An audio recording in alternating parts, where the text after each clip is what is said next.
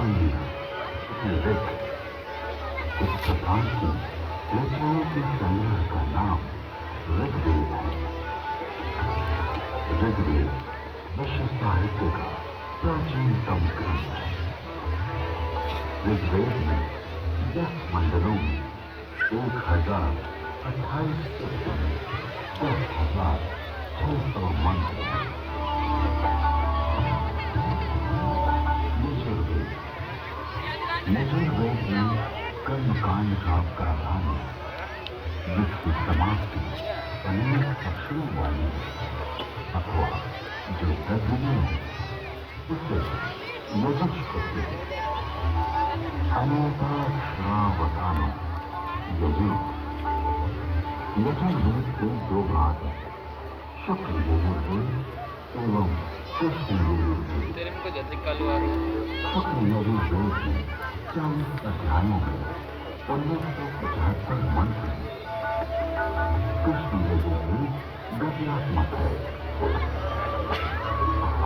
सामवेद वेद में साम है। वेदेषु समाख्या। संगीत का मूल उद्गम सामवेद है। सामवेद के 2 भाग हैं, पूर्वार्जित एवं उत्तरार्जित। सामवेद में 1875 मंत्र हैं। अथर्ववेद। अभिचार मंत्रों का ध्यान अथर्ववेद में है।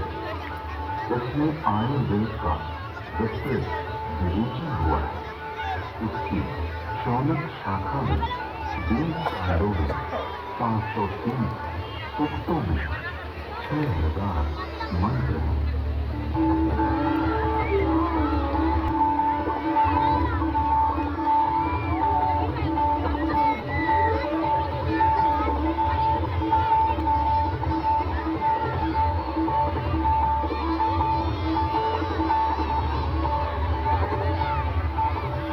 प्राचीन काल में जो पराते अक्षुण रहे, वैदिक ऋषियों ने वेदों को कंठस्थ किया और अपने शिष्यों को इसका श्रवण कराया। शिष्यों ने सुनकर वेदों को कंठस्थ किया और उन्होंने अपने शिष्यों को सुनाकर कंठस्थ कराया। इस प्रकार श्रुति परंपरा से वेद अक्षुण बने थे। वेदों में किसी भी प्रकार की मिलावट न हो सके, इसके लिए वैदिक ऋषियों ने विस्तृत पाठों का निर्माण किया। वेदों में मंत्र रस का ऋषियों का उल्लेख है, जिन्होंने मंत्रों का साक्षात्कार किया। इस परंपरा में सप्त ऋषियों का विशेष महत्व गया है। सप्त ऋषियों का वैशिष्टोपनिषद एवं पुराण में मिलता है।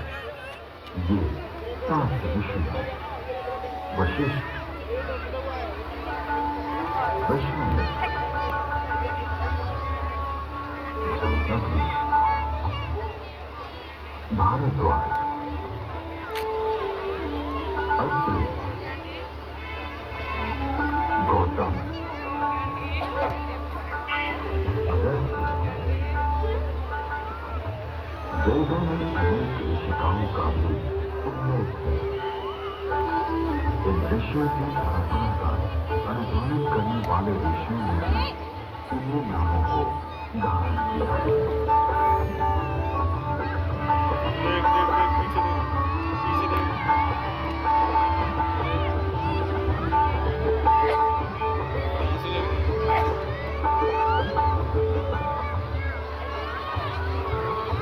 आज विश्व में जिन आविष्कारों का श्रेय पाश्चात्य जगत द्वारा लिया गया है, उसे हमारे प्राचीन ऋषियों द्वारा हजारों वर्ष पूर्व प्रमाण वेदों में उल्लिखित किया गया है। जैसे अगस्त्य संहिता में विद्युत उत्पादन के सूत्र मिलते हैं।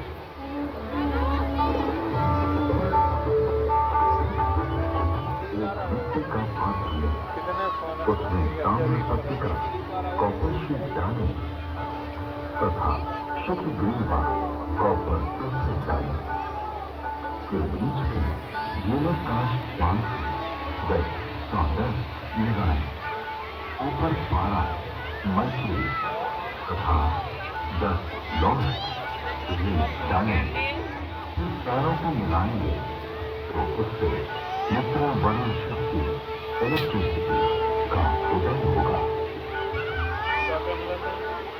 अगस्त्य संहिता में विद्युत का उपयोग इलेक्ट्रोप्लेटिंग के लिए करने का भी विवरण मिलता है।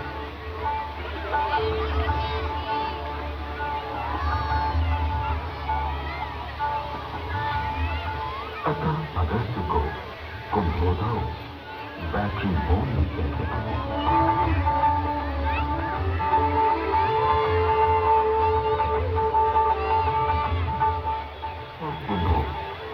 उपरोक्त प्रकार से बनी तथा श्रृंखला में जोड़े गए 100 सेलों की शक्ति का पानी पर प्रयोग करेंगे तो पानी अपने रूप को बदलकर गर्म वायु ऑक्सीजन तथा उदान वायु हाइड्रोजन में परिवर्तित हो जाएगा।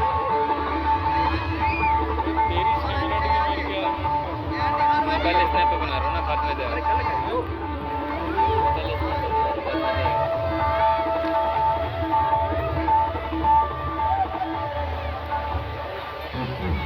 स्वर्ण अथवा रजत के लोक को सत्कृत कहा जाता है। लोहे के पात्र में सुषुप्त जल तेजाब का घोल इसका सानिध्य पाते ही यह क्षार सोने में चांदी का नाइट्रेट ताम्र को स्वर्ण या रजत में ढक लेता है। स्वर्ण से लिप्त इस ताम्र को शातकुंभ अथवा स्वर्ण कहा जाता है। विद्युत का आधुनिक नौका चलन और विद्युत वहन संदेश वहन आदि के लिए जो अनेक बारीक तारों की बनी मोटी केबल या डोर बनती है वैसे प्राचीन काल में भी बनती थी जिसे रज्जु कहते हैं।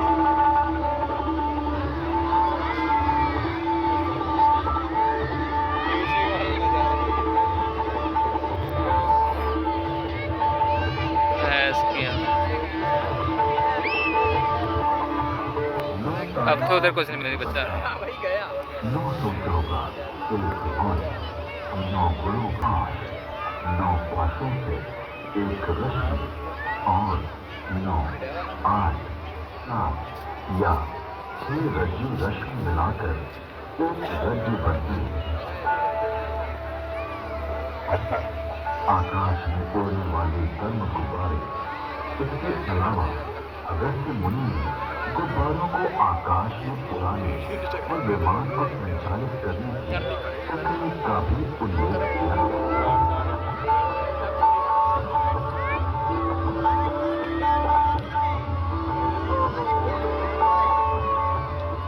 उड़ान वाली हाइड्रोजन को वायु प्रतिबंधक वस्त्र में रोका जाए तो यह विमान विजय में काम आता है।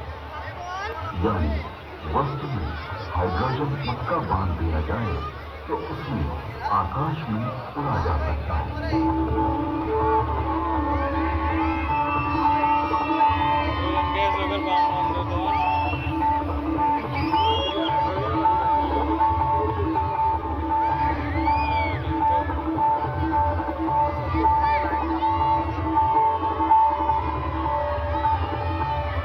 विमान वायु पर उसी तरह चलता है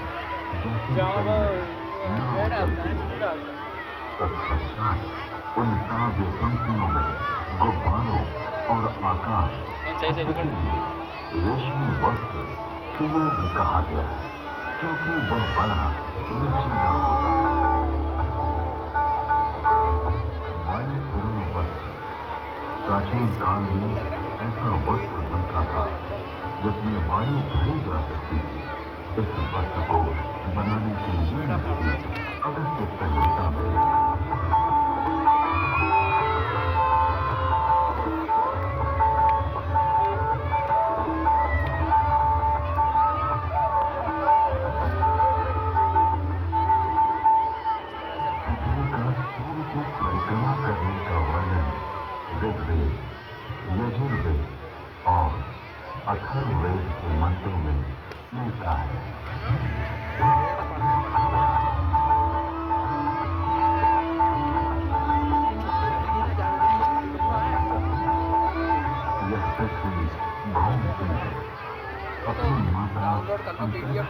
सामने रहते हुए सूर्य की सत्ता की परिक्रमा करती है।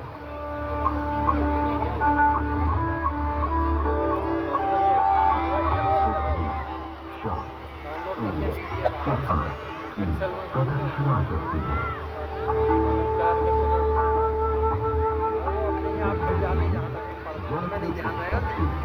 यानी H2O का अबे 16 मिनट की हुई।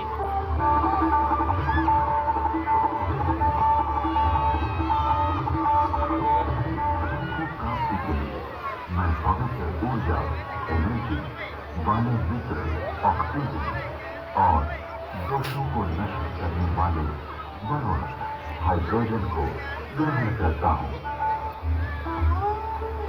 यजुर्वेद में सूर्य में उच्च जल तत्व यानी हीलियम का संकेत किया गया है। मेरी हाँ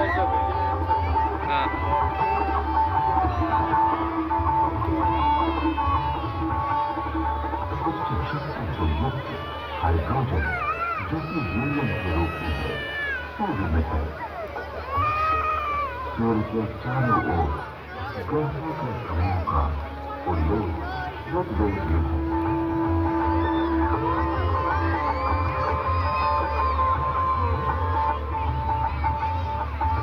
ऋग्वेद में भी सूर्य की गति और प्रकाशक होने का वर्णन है।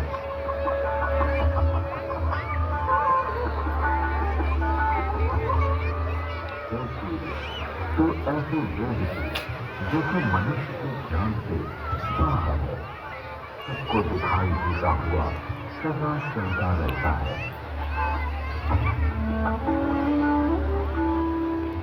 विश्व के प्रथम वैज्ञानिक अथर्वा ऋषि के अनेक आविष्कार का उल्लेख वेद में प्राप्त होता है। एक वृक्ष आदि से अग्नि ऊर्जा। अथर्वा ऋषि ने मंत्र घर्षण फ्रिक्शन से ऊर्जा उत्पन्न की।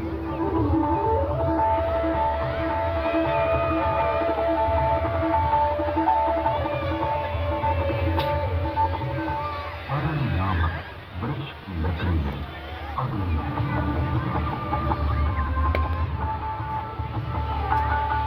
जो पत्थरों की रगड़ से भी अग्नि उत्पन्न होती है।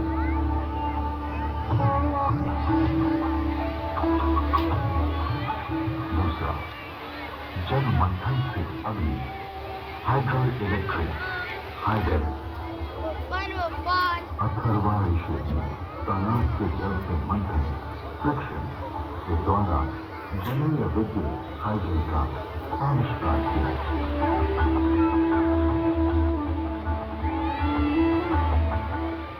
तीसरा, भूगर्भीय अग्नि, मनुष्य अग्नि, oil and natural gas.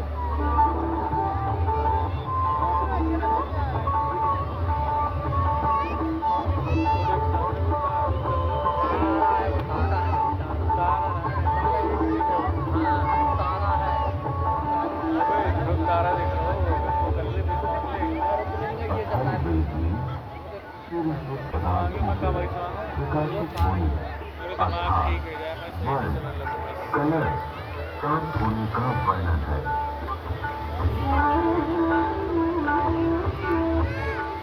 Rigveda में सौर ऊर्जा का स्पष्ट उल्लेख प्राप्त होता है। इसके आविष्कारक वशिष्ठ एवं भारद्वाज बतलाए जाते हैं। ऋग्वेद में सूर्य की घातक किरणें अल्ट्रावायलेट रेज का वर्णन है।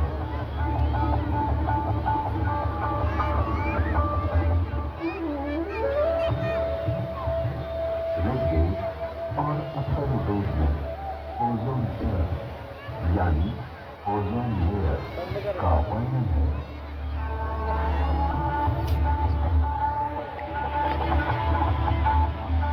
आधे घंटा चलता है क्या? 30 मिनट चल रहा इस प्रकार गर्भस्थ शिशु की रक्षा के लिए उर्वर चार झिल्ली परत मेम्ब्रेन होती है। उसी प्रकार पृथ्वी रूपी शिशु की रक्षा के लिए परमात्मा ने एक महज ओजोन परत की रचना की है।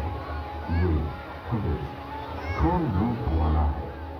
इसका स्वरूप स्वर्ण के समान दिव्य आभा में है।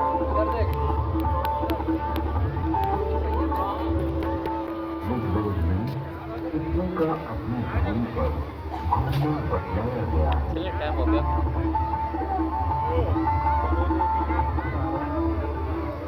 पृथ्वी के साथ साथ चले यानी इस जगह का उल्लेख मेट्रो के लिए हाँ रिक्शा वाले रुक ले ज़्यादा बताऊंगी।